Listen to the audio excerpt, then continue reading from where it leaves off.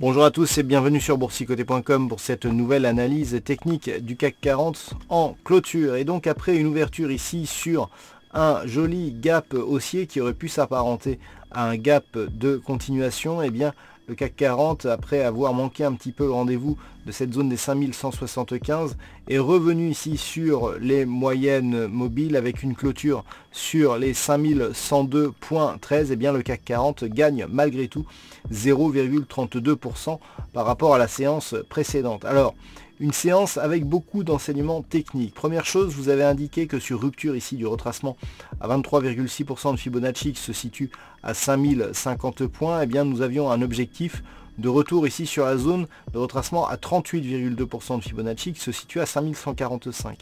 Avec une ouverture ici à 5147, eh bien nous pouvons constater que cette ouverture est venue valider dès l'ouverture, eh bien dès le début de la séance, ce retracement de Fibonacci. Ensuite, on avait la zone 5175-5200 qui correspondait ici à cet ancien gap qui depuis a été comblé mais qui agissait toujours comme résistance et notamment sur cette bougie. Cet objectif n'a pas été atteint. On est revenu directement ici sur les moyennes mobiles et on a comblé ce gap en clôturant sous celui-ci. Donc c'est un assez mauvais signal par rapport au gap qui s'était ouvert. On attendait plutôt une continuité du mouvement avec une impulsion ici relativement forte qui avait été initiée ici par un gap de rupture. Eh bien on reste malgré tout haussier comme nous allons le voir, mais avec une dynamique qui s'est un petit peu affaiblie par rapport à ce qu'elle était ce matin en tout cas.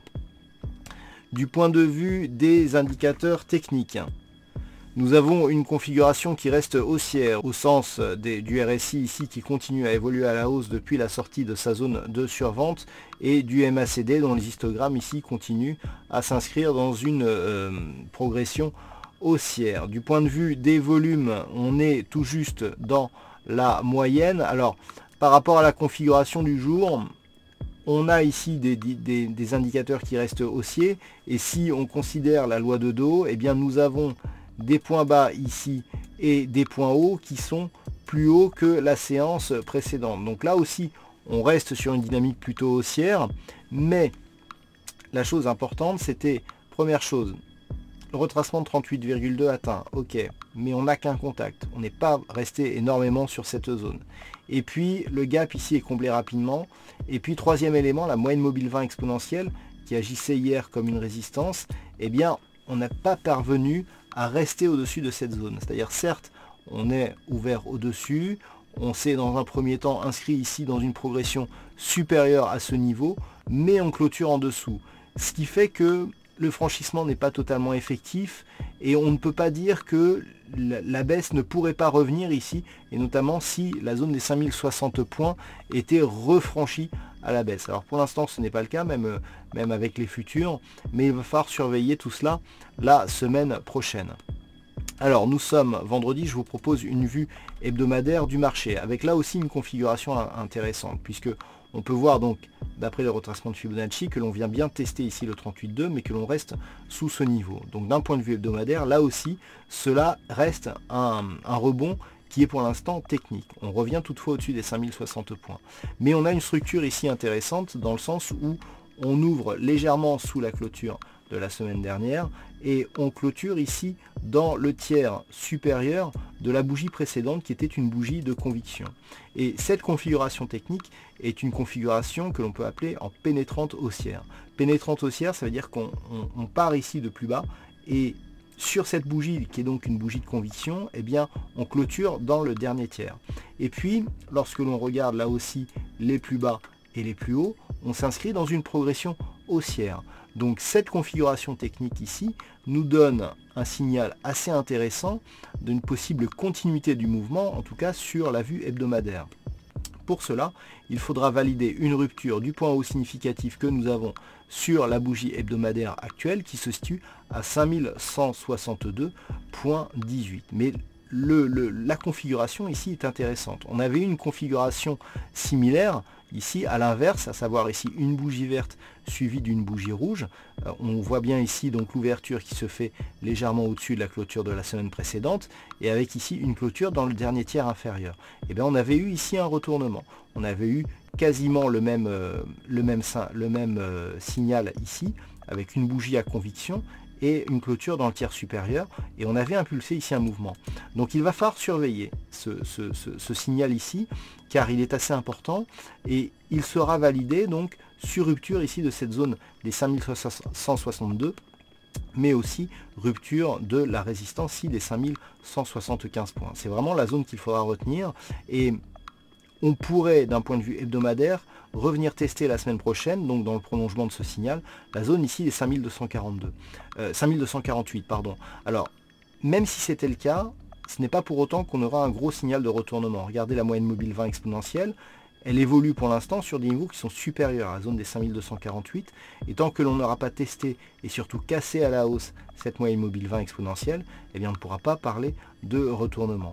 Les indicateurs donc sur cette configuration hebdomadaire, elle est intéressante, elle est intéressante la configuration des indicateurs, avec justement ce MACD qui se retourne à la hausse, là où le RSI reste neutre, il se retourne donc à la hausse, avec donc un signal de retournement ici chartiste. Donc l'indicateur qui accompagne ici le signal chartiste est assez intéressant. Maintenant, il faudra confirmer la semaine prochaine.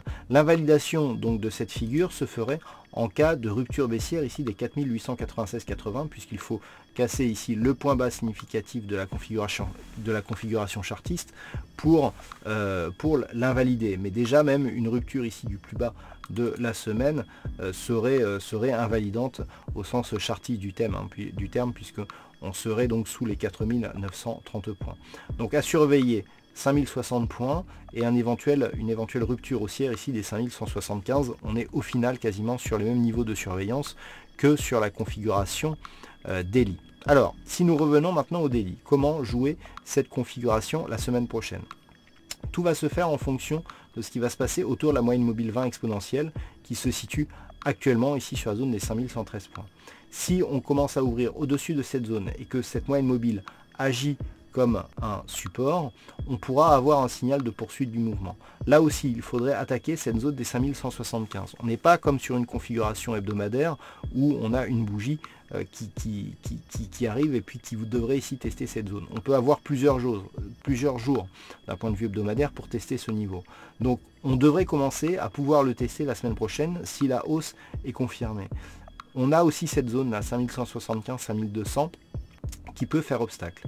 Si on valide toutefois donc une rupture haussière du retracement à 38,2% de Fibonacci, le prochain objectif se situe dans la zone 50-61,8, donc entre 5221,80 et 5298,50, avec cette fameuse zone des 5248 points qui se situe juste à l'intérieur de cette zone de retracement ici 50-61,8, que l'on retrouve donc sur la vue hebdomadaire. Donc lundi prochain, 5175-5200, première zone de test à surveiller, et si vraiment on est au-dessus, eh bien 5248 points. Si les cours par contre commencent à ouvrir sous la moyenne mobile ici, et notamment sous les 5115, eh bien la zone qu'il faudra surveiller c'est 5060, puisque maintenant que l'on a testé ici le retracement à 38,2, si on recasse le retracement à 23,6, eh bien l'objectif c'est un retour ici sur les plus bas significatifs qui se situent donc à 4896,80. Donc ça sur une éventuelle rupture ici de la zone 5050-5060 pour lundi. Voilà donc ce que l'on peut dire sur cette configuration d'un point de vue technique. Et puis d'un point de vue statistique, eh bien on ne pourra pas encore une fois émettre de statistiques par rapport à cette configuration, puisque tout simplement le nombre d'occurrences liées à cette configuration est trop faible. Voilà donc pour cette analyse. Écoutez, je vous souhaite de passer un bon week-end et on se retrouve dès la semaine prochaine pour plein d'autres analyses techniques, toujours sur le site boursicoté.com.